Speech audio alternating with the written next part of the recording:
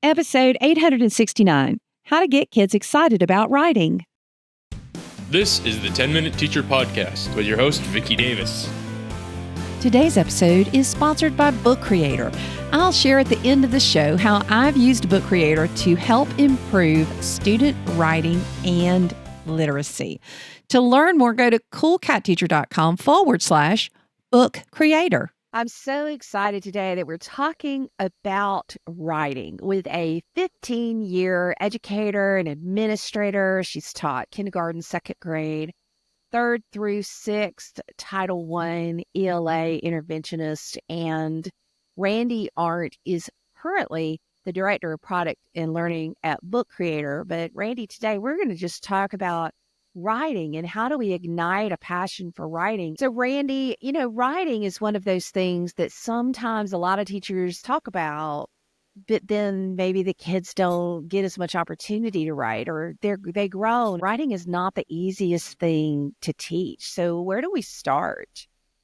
That is a really great point. And I think part of that too is the fact that it's separate. It's separate from those foundational skills that you would normally have most of your reading ELA block focus on. And so my first real experience was in kindergarten, and I actually did my master's thesis on writer's workshop in the kindergarten classroom, because it's always one of those taboo things. How do you get kindergartners who don't even know what their letters are? How do you get them writing?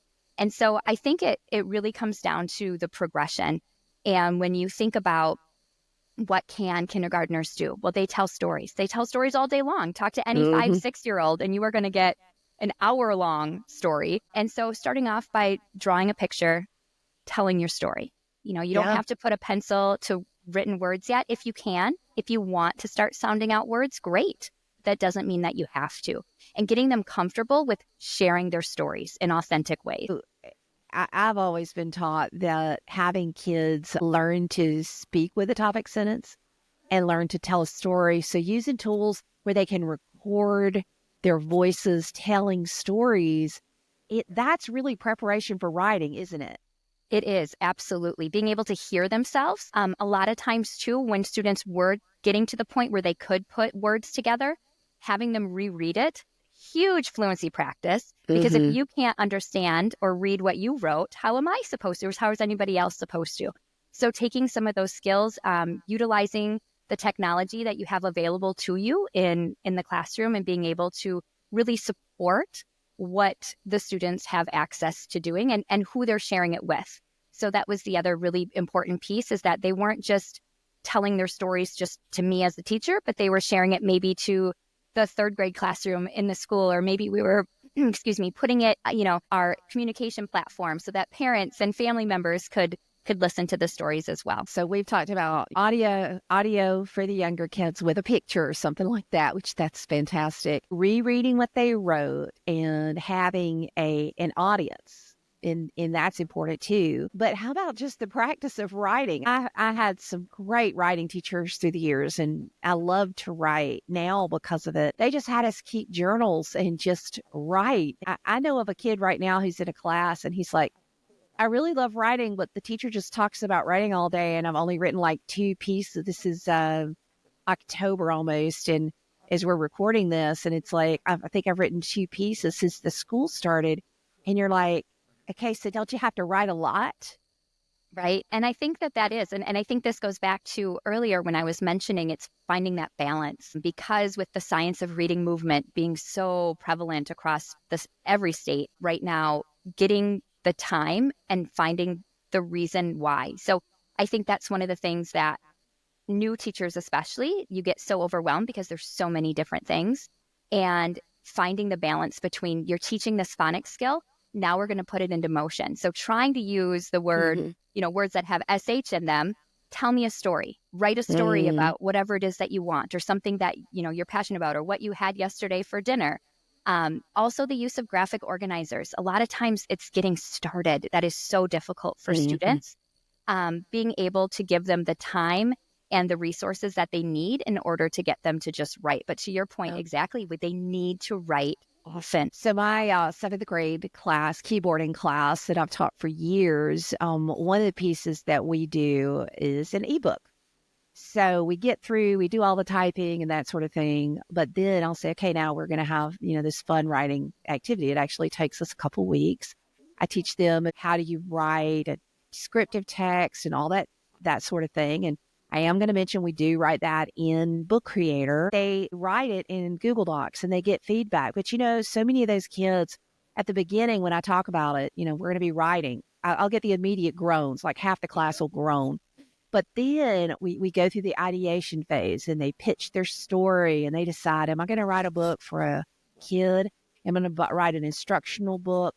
Am I going to write a motivational book? I had one kid who has some disabilities and he decided to make a motivational book about all of the athletes who are made differently. And he embedded the story of the fastest man on two hands and this man with no legs who climbed a big high mountain. It was the most moving book and it was so exciting for him. Part of being authentic is giving kids multiple authentic ways to produce content that can be read by others, right?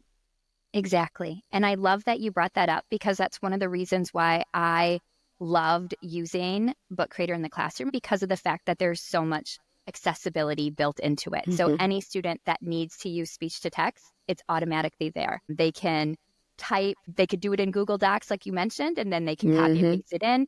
For students younger, which was more of what my experience has been, they would write it paper pencil, because that's the best form of learning your handwriting, your formation. Take a picture of it, and then you can then record your voice or video. So then it becomes that multimodal story that is different than just writing it in a notebook and then posting it in the hallway. So really giving them the opportunities to make it their writing come to life, really is what it is. Now, for quite a few years, I've used the free version of Book Creator. What's included in that? Yes, we have so many of our users using that. So with the free version, you get a teacher library, which allows you to create up to 40 books at any given time. You have access to all of the accessibility tools that are built right into Book Creator. And then you also have just so many other resources. So we have an entire Discover section where you can go and get ideas and resources, and highly recommend it. So the big thing is the 40 books. So this is just my personal opinion, is that each kid gets their own book. And I do like it when kids read the book in their own voice. I like it when the kids finish the book and we get them all polished up and they share them with their parents and they send them that link. When their peers read it, I like to really read them on an iPad. And so I'll bring in my personal iPad and we'll read their books that way. But the kids need to be writing about what they're passionate about.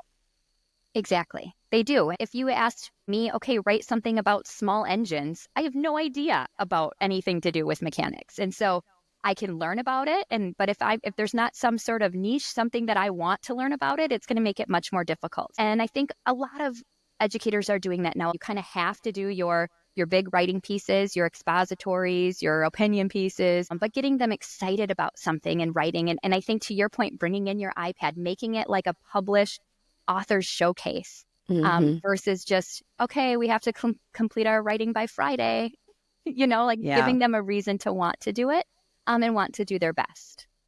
Well, and at least with Canva, my students, I admit, do love Canva. We use Photoshop and all the other tools too, but they do prefer Canva a bit. And so the last group we did, I had some kids illustrate some children's books about character development topics.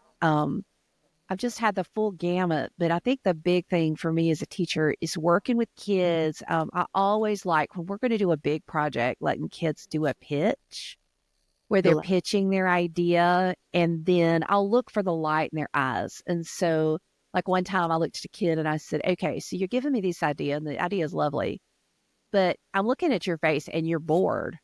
They're like, well, because this is boring. It's boring to write. I said, well, why are you writing about something that's boring? If you're going to be bored for the next 4 weeks, this is about to be your fault. So can we think of something that's exciting for you? And we just worked and finally worked to basketball. He's like, okay, now if I could write a basketball for elementary kids starting out in basketball, okay, I would like that. And they ended up taking pictures of themselves and throwing it into the book. And it was an exciting project they really got into. So writing, and then by the end, they were all like, well, we need more days to write. And they were like, I let them go anywhere in the room to write. They could like go in the cabinet, they could go anywhere. And they're just like all writing and writing away. I had some kids who just wrote so much. It was unbelievable. It's astounding because, first of all, why did the kids groan when I said write? And then second, why did they all turn into writing machines? And when I say all, I mean all of them turned into writing machines. And that's really exciting because I think it speaks to the authentic experience of it, of writing a book, you know? Exactly. And I think the other piece to that I found, at least, especially when I was teaching second grade, was the students that they would love writing, but they did not want to go back and make edits. Having Oh, to yes, they don't. They don't want to no. edit, do they? And so we had to have a lot of work on just having that growth mindset and how you have to just keep, could it be better? I get that it's a lot of work, but I think part of that too is having, again, those opportunities where I'm not asking you to rewrite the whole thing again, right? Like, it's okay to use speech to text here because you already had your ideas down, or, just jot down this in a graphic organizer. But the rewriting process and having to kind of go back, that was really difficult for a lot of students. And again, making it fun, making it authentic. Our library, we had a great partnership where if students completed books, we could have them up, whether they were digital or hard copy, that they would kind of post those in the library. So then that way other students could come and like read their books. So it became a much more exciting and authentic reason for writing, but it's still, it's daunting for a lot of students. So just a little bit more about, the elementary grades, because I've talked a little bit about middle, which also applies, to high school. When you're introducing an authentic writing project, like writing a book, how do you keep it from being daunting? Take us into your classroom. What do you say to the kids when you kick off a project like this? Well, I always tried to either have a actual example from a previous year so that someone could see, like, this is what my second grader, they know the students. So this is what this second grader from last year did, just to give you some ideas. So we would always kind of have this like gallery walk of examples. I would bring in something from my own, to your, bringing in an iPad or bringing in something that's going to make them excited about the project. I think breaking it down so that we would talk like, okay, we've got 4 weeks to do this, but this is where, so we have these big milestones, right? So first drafts, we're going to try to have our first drafts done by this date, and it would be up on our like writing calendar. We would know exactly what we were shooting for. A lot of discussion, a lot of partner opportunities, and really just trying to make them as motivated and excited. To the point that you made earlier, same thing, they could write wherever they wanted as long as they were successful. We would have quiet music on, or they could bring in their headphones, just really trying to make it the best possible environment. Again, it's that time balance. A lot of times the students would get so excited and it'd be like, oh, it's lunchtime, I'm sorry, like we have to stop here. And you'd be like, am I gonna be able to have time to finish this? Just finding that happy balance so that the students could get the writing in. But like I mentioned, the hardest thing I think was that like third step of going back and editing and revising. That is always the hardest. And there's no magic wand, but the more that you make it as exciting, accessible, and fun for students, the more likely they are to enjoy doing it. I want you to travel back to your time as working with intervention with writing. You get those kids come to you and you know the look. They look at you, their arms are probably crossed. And when you see that hard exterior, I've always found this hurt. Somebody made fun of their writing, or they feel like they can't write, or sometimes they can't read, because we know writing and reading are two sides of the same coin. They go together. That's why those who cut out writing to teach reading, I'm kind of like, what is wrong with you? These two go together. It's like apple pie and ice cream. Both are important. What do you do when you're looking at that student and you're trying to unpack that type of student who is just hardened and bothered and likely hurting as it relates to the writing possibility? Unfortunately, we saw a lot of that. When I was a Title I interventionist, it was for our intermediate school, and they were all reading and writing at a much, much lower. So I'm working with sixth graders who are reading and writing at a first or second grade level. And they come in, they don't want to do it. They've been told they can't do it for so many years. Again, it's making that environment a safe space. They would have exactly what goals they were focused on. So it wasn't as if they came to me looking to write a 14-page story, perfectly capitalized, punctuated, etc. we would have specific goals that we were focused on. So if it was descriptive writing, I would say, I don't care about spelling. I don't care about, capitals and ending marks. What I'm caring about right now is that I can picture this in my mind. So when you're reading me your sentences, I want to be able to visualize it 100%. And so we would have those breaking everything apart into those like bite-sized pieces. And then we might take that same, okay, now I can visualize it. Now let's see if we can structure it, right? So do we indent the first sentence? Did it start with a capital? And we'd focus on that. And so it was, again, the other thing, it wasn't graded, right? So as an interventionist, that was another thing. Like, I'm not here giving you a 50% or a 90, it was all just trying to make this story the best it could possibly be. And I think that was another thing. So the more that you write and the more opportunities that students have to write that are not graded, that they're still getting feedback, they're still learning, but it's not high stakes, allows them to really flourish and open up in ways that they won't, unfortunately, in a classroom setting always. So making the time and the energy to do it. Well, getting that first draft out, just get it on the page. As an author myself and written 5 books, that's the hard part. Get it out on the page. Sometimes I dictate it onto the page because now the dictation capabilities are so incredible. I can dictate and upload it into Evernote, or some people dictate into Google Docs, and you can do speech to text into Book Creator. And I've seen some of my struggling writers turn into budding writers because they dictated that first draft. So there's just so many opportunities for those kids who struggle with writing. But I think the big point that Randi and I are both making is about the authentic audience. Give multiple ways to capture. There is some joy in writing and producing a book, and it may not take as much time as you might think. A Book Creator is sponsoring this. It is a really cool tool that's been around for quite a while that I have used for many, many years. So I do highly recommend Book Creator in a classroom. Randi, anything else you want to say or encourage our teachers about writing? Just don't be afraid. Do it. It is messy. It's hard because all of your students are going to be at differing abilities. And I think that is overwhelming for any teacher. Just know that it's okay. Just start.